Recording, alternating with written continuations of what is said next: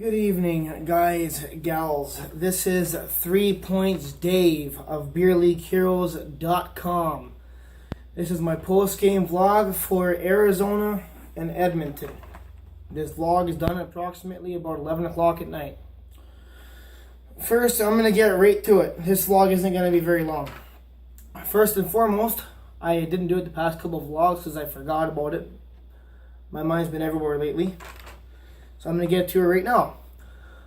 Let's give a big birthday wish to my good friend Cosmic. His son Jaden turned 9 on Wednesday.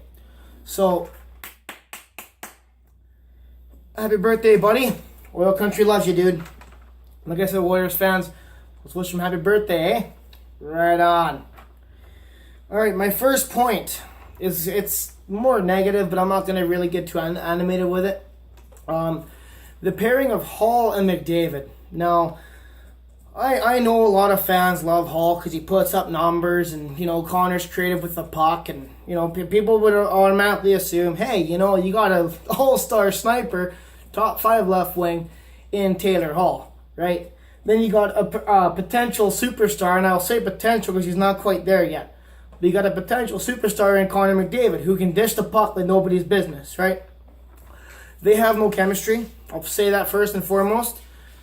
Now, Connor, tonight he was trying to somewhat do it by himself a little bit, like he was, but Connor didn't have a great game. Connor McDavid was a little off tonight, like he was, but players are going to have a bad game every now and then. My issue with Hall is I just feel, sometimes... don't get me wrong, I like Hall. He's a great player. I like him a lot, but sometimes it just seems to me that, when the game gets, kind of crazy, so to speak, that, Taylor Hall, he'll go a little bit selfish and he won't share the puck and he'll try to do it all himself. Now, if you want to get better as a team and you want to win a Stanley Cup, guys, you can't have that. Hall's got to share the puck. He's with Connor McDavid. And if he's not going to share the puck with McDavid, then you get him off that line. They're just not good together. There's no chemistry there. There's no meshing. I would, quite frankly, I know you guys are going to disagree, but quite frankly, I don't care, whatever. I still say you should put Neil Yakupov with Connor McDavid because all Neil Yakupov's going to do is shoot. He does share the puck with McDavid. When I watched him, he does share the puck with Connor. He gives the puck to Connor. He goes to the net and lets Connor do his thing. And then Connor feeds him back out front and he gets the shot off. Now, Yak's shot isn't very accurate. But, Yak's shot isn't accurate. I understand that. But, I still think that McDavid was probably at his best, quite frankly, when he was with Neil Yakupov. Jordan Eberle, in my opinion, has fallen off a bit as of late. You could put him back with Connor if you want, because, Ebbs was getting points. But, Hall and McDavid, they just don't work. They're just not good together. You have skill set-wise kind of thing. You've got a similar player with both guys. And I would rather see a shooter, just a shooter, with McDavid that'll share the puck with him, because Hall doesn't share the puck with him. And, like I said, I like Hall. I do like him. But they got to try, McLellan's got to try something else with McDavid. I would honestly go back to Yak. I would. I know there's a lot of Yak haters out there, but I would go back to Yak and McDavid, just because they did have success. Yak only had 2 goals, but Connor had 5. Yak was a point per game, and so was Connor. So there was something there.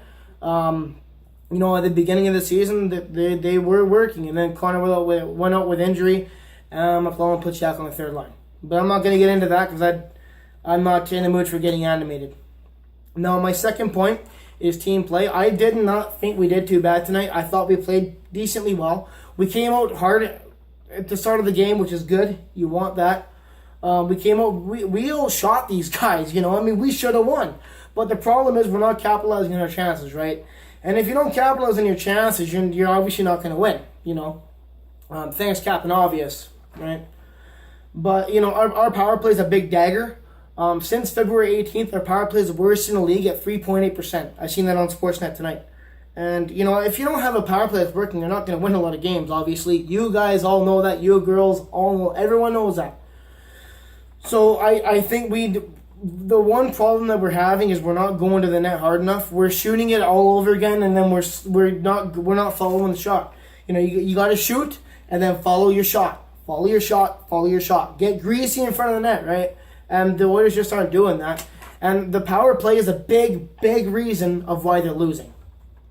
My third point tonight, a lot of you guys might disagree and hate me for this, but quite frankly, I watched Nikita tonight. Yeah, he's got issues skating, but you know what? I didn't think he did too bad tonight. I thought he was all right. I know I ripped him pretty hardcore in one of my previous vlogs, but he moved the puck well up the ice. He made a good first pass. He used his body a little bit. He didn't look out of place too much, in my opinion. I watched Nikita closely, and I thought he did an all right job. It was, in my opinion, it was one of his better games as an Oiler. Now, is he going to be with us next year? No, because the guy can't skate. And that's a big issue in today's NHL. You got to be able to move the puck. You got to be able to make that first pass. But most importantly, you got to be able to move, right? And Nikita has trouble with his foot speed, but I thought that he was all right.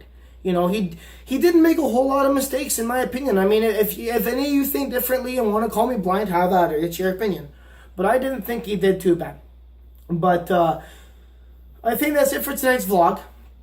I want to just give a bit of a mention out to Patrick Maroon for trying to fight. I don't remember what his name was, but he tried to fight. What's his name? What's his face? Whatever. Patrick was showing a bit of toughness. Cassian was getting involved a bit, and overall, I did not think we did too bad. It's just with our power play too. Another honorable mention is our power play. Well, not quite honorable, but you get my point. We're passing it still too much. We're still too in between. We don't know if we should pass it off or shoot it, kind of thing. Just shoot. Jay Woodcroft's getting really upset with the power play not working. Like, he's getting frustrated, and I don't blame him. And it's because we're just not shooting. We had 2 shots on one of our power plays. You're not gonna score getting 2 shots. The Oilers got to average, at least in my opinion, between 4 to 6 shots of power play. 2 shots or 2 passes shoot, 2 passes shoot, maybe 3 passes shoot, 3 passes shoot. They gotta shoot, and they're not shooting, and that's a big, big issue. So we have 11 games left. Let's see if we can grind it out here and win a few games, eh? This is 3 Points Dave for beerleagueheroes.com. Dave for all things Oilers news and notes, presented by Beer League Heroes. Follow me on Twitter at HEMMER91. Hammer91, all one word. I will chat with you guys again the next post game. Have a good weekend. Enjoy your night. Like, subscribe, share, all that good stuff. Please and thank you.